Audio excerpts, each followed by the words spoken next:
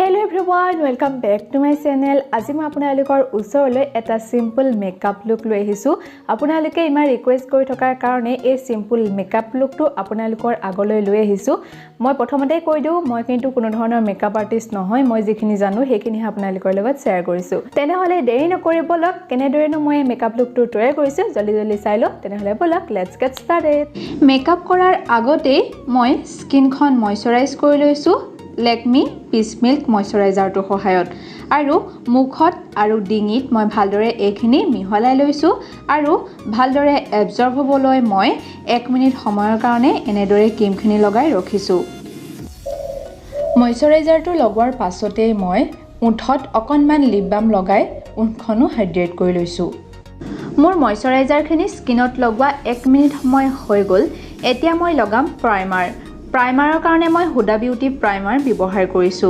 এটো silicon base primer হয় আৰু মই কি মেকআপ প্ৰডাক্ট ব্যৱহাৰ কৰিছো সেইখিনি মই ফটো লগাই দিম। এতিয়া মই স্কিনত ভালদৰে প্ৰাইমাৰখিনি লগাই লৈছো আৰু ভালদৰে স্কিনত ব্লেন্ড কৰি দি এইখিনিও পুনৰ 1 মিনিট সময়ৰ কাৰণে এনেদৰে স্কিনত এবজৰ্ব হৈ যাবলৈ দিছো। মেকআপ কৰাৰ আগত প্ৰাইমাৰ ব্যৱহাৰ কৰাটো খুবেই প্ৰয়োজনীয় হয়।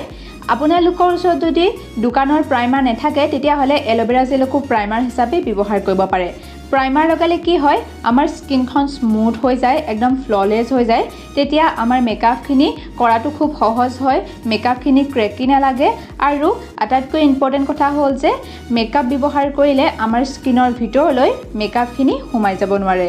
মোৰ স্কিনত প্ৰাইমাৰখিনি লগোৱা 1 মিনিট সময় হৈ গল। এতিয়া মই লগাম ফাউণ্ডেশ্যন। আসলতে আজি মই ফাউণ্ডেশ্যন ব্যৱহাৰ নকৰো, আজি মই পন্স বিবি ক্ৰীমটো ব্যৱহাৰ কৰি মোৰ মেকআপটো কৰিম। আপোনালোকৰ ওচৰত যিখিনি ফাউণ্ডেশ্যন আছে বা যি বিবি ক্ৰীম আছে হেয়াকে ব্যৱহাৰ কৰিব পাৰে আৰু এই যেটো পন্সৰ বিবি ক্ৰীম হয় এইটো সকলো স্কিনৰ লুকে ব্যৱহাৰ কৰিব পাৰে, সেয়েহে মই আজি এইটো ব্যৱহাৰ কৰিছো। এতিয়া মই অকনমান বিবি ক্ৰীম মোৰ হাতত উলিয়াই লৈছো আৰু সেইখিনি মই ডট ডট কৰি মোৰ স্কিনত লগাই লৈছো আৰু এটা মই তিতা বিউটি ব্লেন্ডাৰ লৈছো আৰু তাৰ যিখিনি এক্সেস পানী সেইখিনি চেপি উলিয়াই লৈ সেই তিতা বিউটি ব্লেন্ডাৰটোৰ সহায়ত যিখিনি বিবি ক্ৰীম সেইখিনি মোৰ স্কিনত লগাই দিছো। এয়া চাওকচোন কিমান ধুনীয়াকৈ বিবি ক্ৰীমখিনি স্কিনত ব্লেন্ড হৈ গৈছে। মই তেনেদৰে মুখৰ ইটো সাইডতো বিবি ক্ৰীমখিনি ভালদৰে লগাই লওঁ।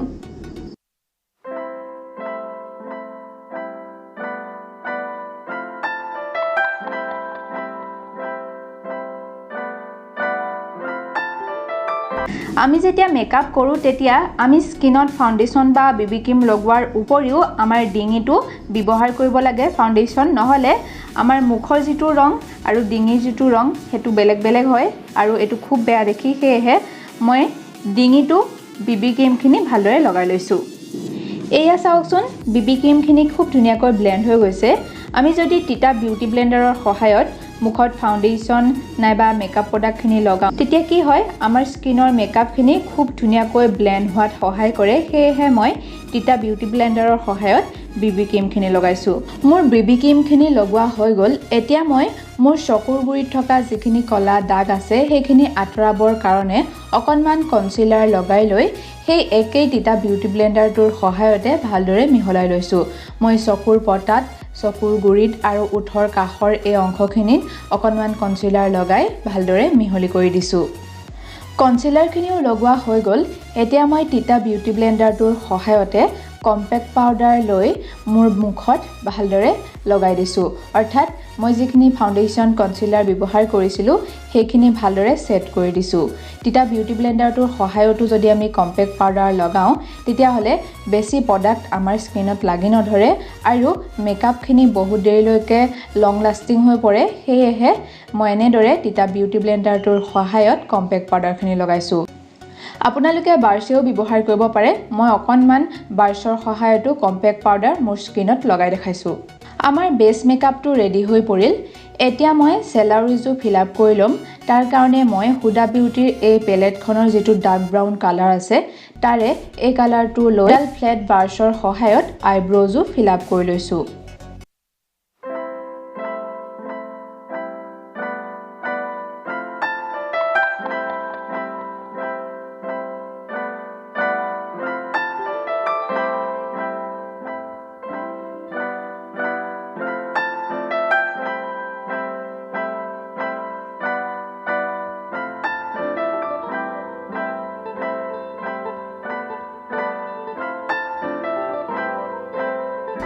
এতিয়া আহিল আই মেকআপ মই বেছিকৈ এক্সপ্লেইন নকৰোঁ তাৰ কাৰণে আপোনালোকে যি ড্ৰেছ পিন্ধিছে সেই ড্ৰেছৰ লগত মিলাই কম্বিনেশ্যন কৰি আপোনালোকে আই শ্যাডোখিনি লগাব পাৰে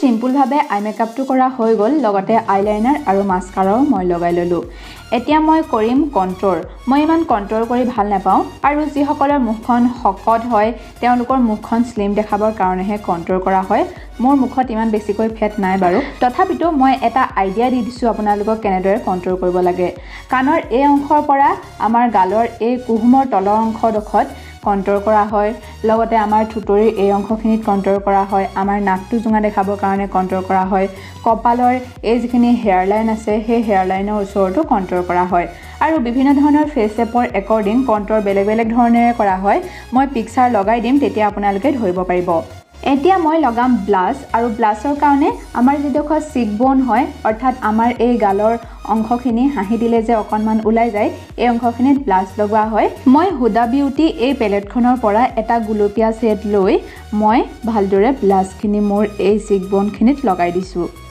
আৰু সেই চিকবোনৰ ওপৰ অংশখিনিত অকণমান হাইলাইটাৰ লগাইছো আৰু আমাৰ নাকৰ এই অংশখিনিত অকণমান হাইলাইটাৰ লগাইছো চকুৰ গুৰিৰ যিখিনি কৰ্নাৰ আছে এইখিনিতো অকণমান হাইলাইটাৰ লগাই দিছো এইকেইটা কৰাৰ পিছতে মই লগাম লিপষ্টিক আৰু লিপষ্টিকটো লগোৱাৰ পিছতে আমাৰ মেকআপটো কমপ্লিট হৈ পৰিব